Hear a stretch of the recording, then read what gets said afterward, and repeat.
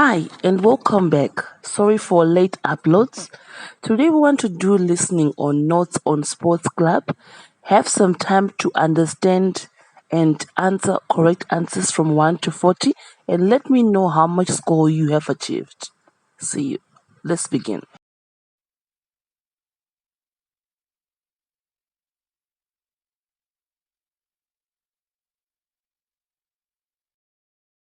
Now we shall begin.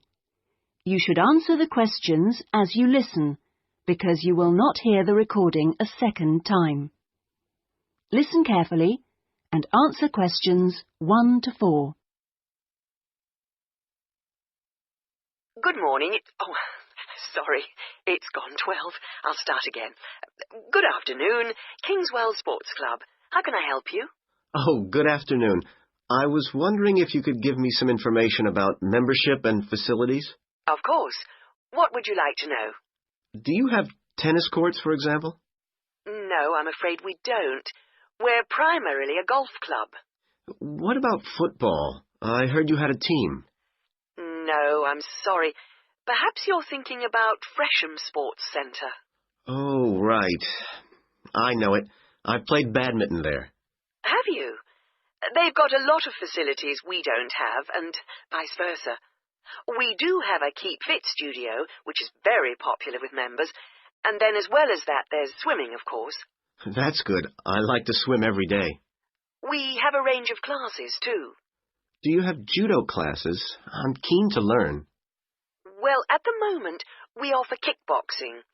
We're planning to add judo and stretch classes soon. We're currently running a range of yoga classes, too. What about relaxing after exercise?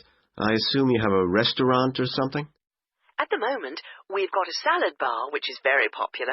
We'll also have a fully licensed restaurant by the end of the year. Sounds good. Before you hear the rest of the conversation, you have some time to look at questions 5 to 10.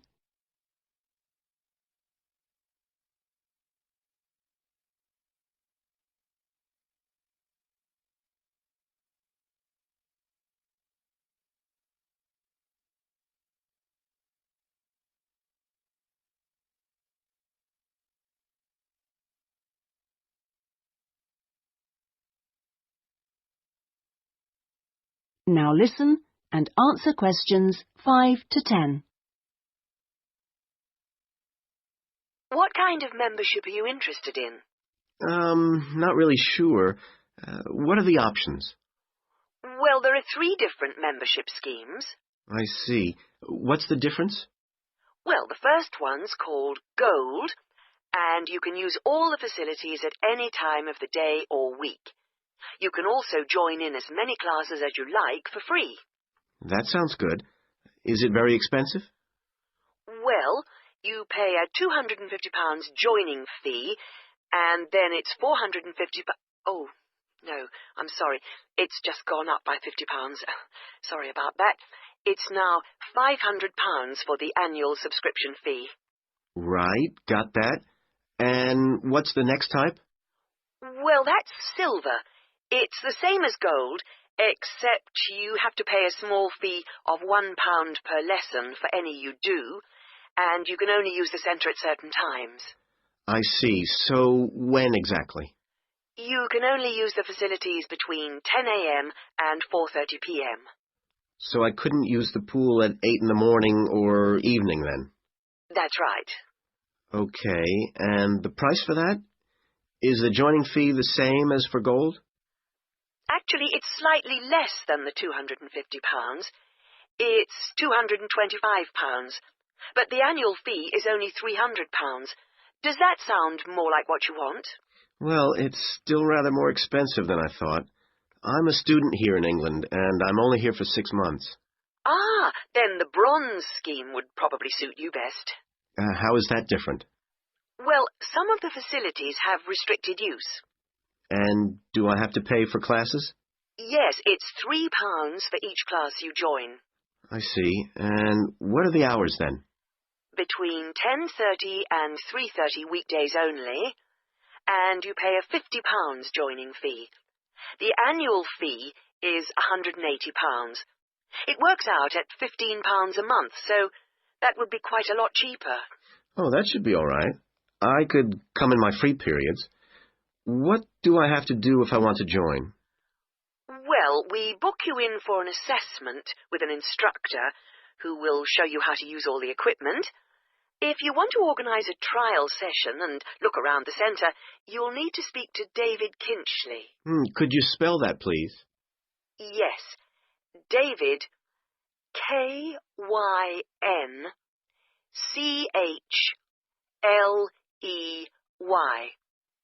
I'll give you his direct line number. It's 0458 95311. Thanks. Thank you for calling Kingswell Sports Club. That is the end of section 1. You now have half a minute to check your answers.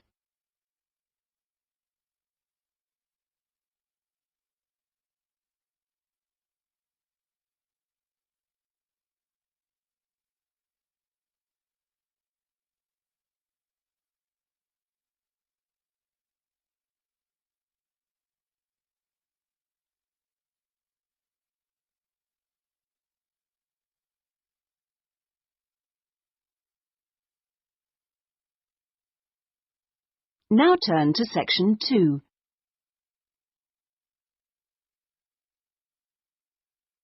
Section 2. You will hear a local radio broadcast about the Rivendell City Theatre. First, you have some time to look at questions 11 to 16.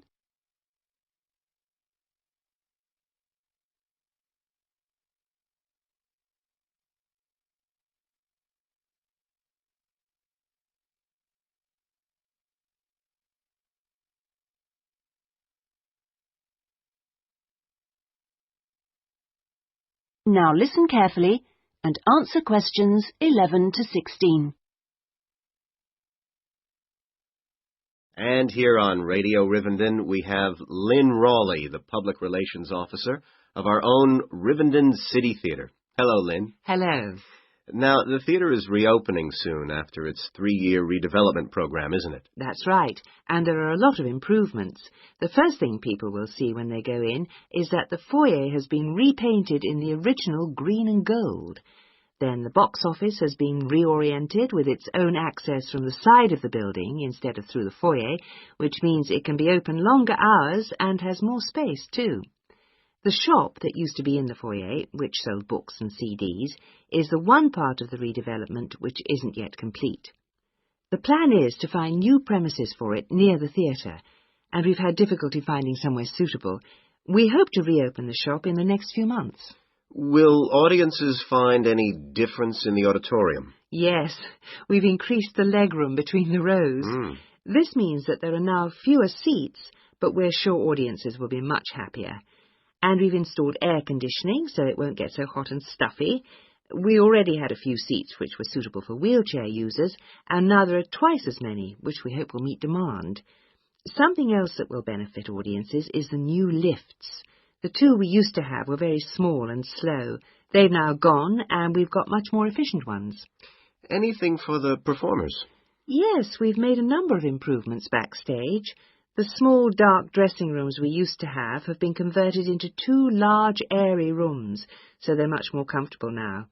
And the state-of-the-art electronic sound and lighting systems have been installed. Before you hear the rest of the talk, you have some time to look at questions 17 to 20.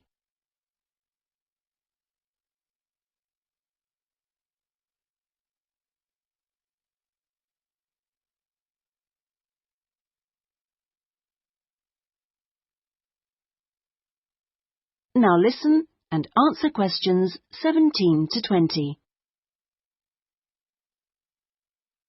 Okay, so what's the first play that audiences can see when the theatre reopens? We've got a very exciting production of Peter Shaffer's Royal Hunt of the Sun, which is currently touring the country. That starts on October the 13th and runs till the 19th. We're experimenting a bit with the time the curtain goes up. We used to start all our performances at 7:30, but that made it difficult for people to go home by public transport. So instead, we're beginning at 7, because at 9:45, when it finishes, there are still buses running. Tickets are already selling fast. The Friday and Saturday performances sold out almost immediately, and in fact now there are only tickets for Monday and Thursday. How much are they? We've introduced a simpler price structure. Ticket prices used to range from £6 to £30, but now they're all £18. They're available from the box office, in person, by phone, fax or post, or online. Okay, Lynn. Now, if you'd like to give the contact details for the theatre so that our listeners... That is the end of section 2. You now have half a minute to check your answers.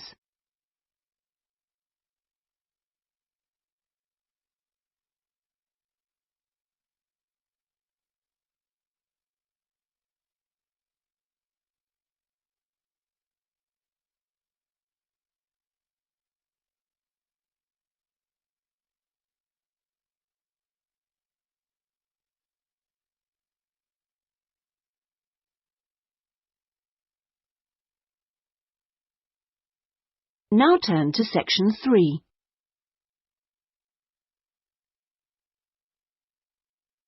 Section 3. You will hear a man inquiring about college courses. First, you have some time to look at questions 21 to 25.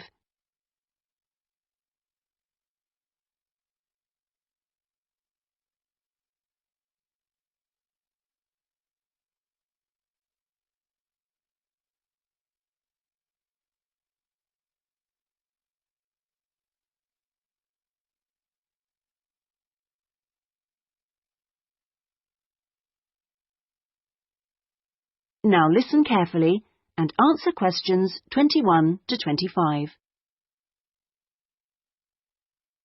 Hi, can I help you? I was told to come here because I'd like to talk to someone about taking a management course. Right, I'm one of the tutors, so I should be able to help you. Oh, good. My name's Brian Ardley. I've decided to enrol on a part-time management course.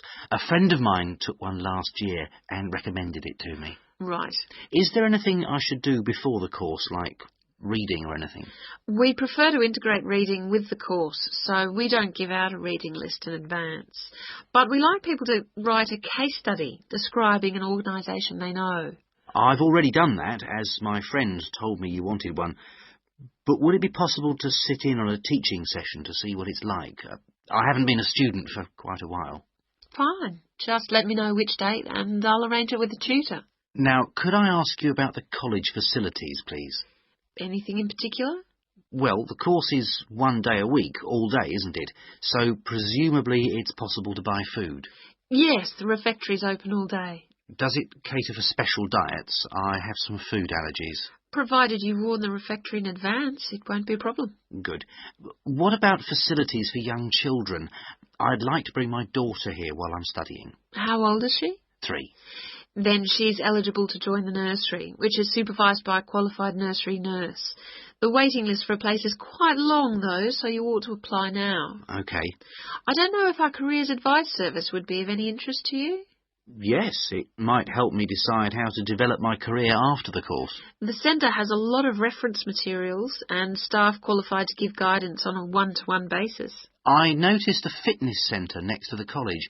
Is that for students? It's open to everyone, but students pay an annual fee that's much less than the general public pay. And presumably the college library stocks newspapers and journals as well as books.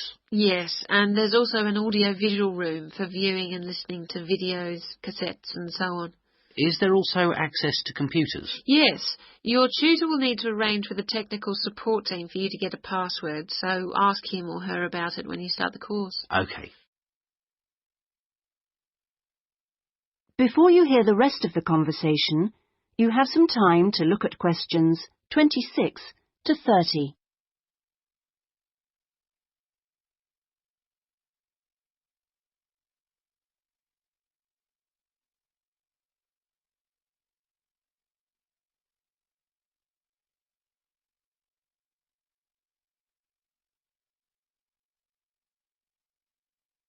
Now listen and answer questions 26 to 30. By the way, do you know about our business centre? No, what's that? It's a training resource, a collection of materials for people to study on their own or use in their own organisations. Uh-huh. You mean books and videos? Yes, and manuals for self-study, plus a lot of computer-based materials so people can work through them at their own speed and repeat anything they aren't sure about. And you can hire laptops to use in your own home or workplace, as well as printers that you can take away. Does it have anything that I could use to improve my study skills? I don't have much idea about report writing, and I'm sure I'll need it on the course. Oh, yes, there's plenty of useful material. Just ask one of the staff. Does the centre cover all the main areas of business? Yes, topics like finance and, of course, marketing, that's a popular one. Local managers seem to queue up to borrow the videos. So it isn't just for students, then? No, it's for members only, but anyone can join. How much does it cost? £100 a year for a company and £50 for an individual, with no discount for students, I'm afraid. Well, that's very helpful. Well, I think that's all. I'd better go home and fill in the enrolment form. Thanks for all your help. You're welcome. Goodbye. Goodbye. That is the end of section 3. You now have half a minute to check your answers.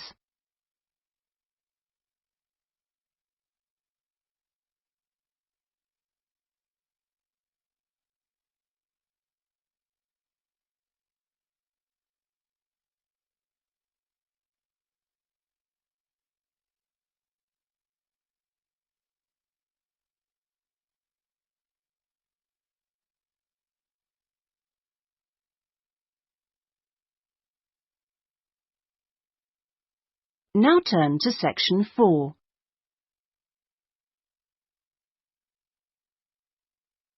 Section 4. You will hear a talk on a social history of the East End of London. First, you have some time to look at questions 31 to 40.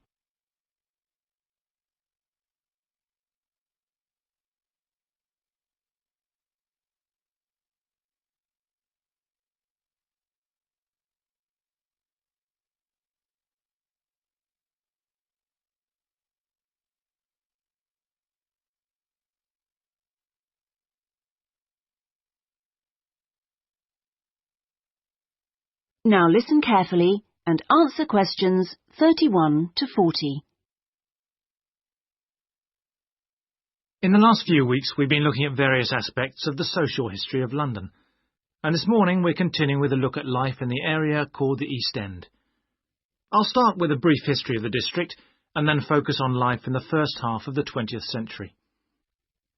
Back in the 1st to the 4th centuries AD, when the Romans controlled England, London grew into a town of 45,000 people, and what's now the East End, the area by the River Thames and along the road heading north-east from London to the coast, consisted of farmland with crops and livestock, which helped to feed that population.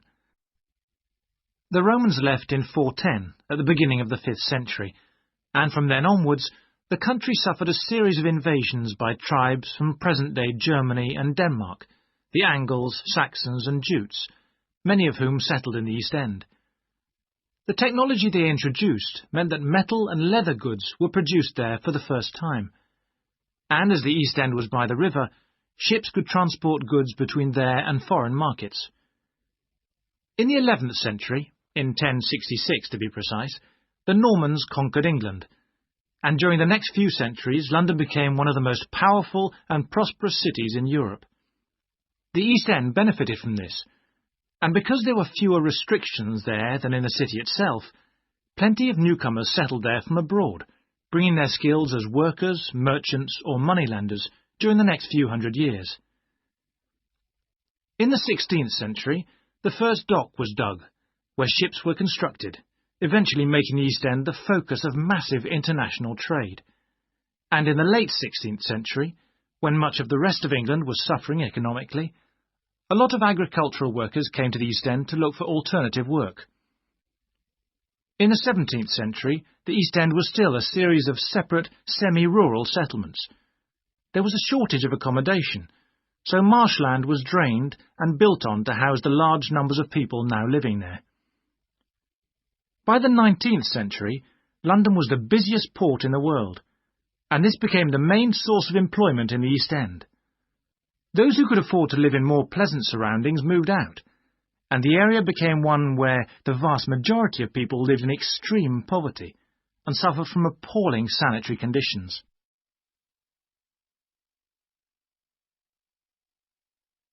That brief outline takes us to the beginning of the 20th century, and now we'll turn to housing. At the beginning of the century, living conditions for the majority of working people in East London were very basic indeed. Houses were crowded closely together and usually very badly built because there was no regulation. But the poor and needy were attracted by the possibility of work, and they had to be housed. It was the availability rather than the condition of the housing that was the major concern for tenants and landlords alike. Few houses had electricity at this time, so other sources of power were used, like coal for the fires which heated perhaps just one room. Of course, the smoke from these contributed a great deal to the air pollution for which London used to be famous. A tiny, damp, unhealthy house like this might well be occupied by 2 full families, possibly including several children, grandparents, aunts and uncles. Now, before I go on to health implications of this way of life, I'll say something about food and nutrition.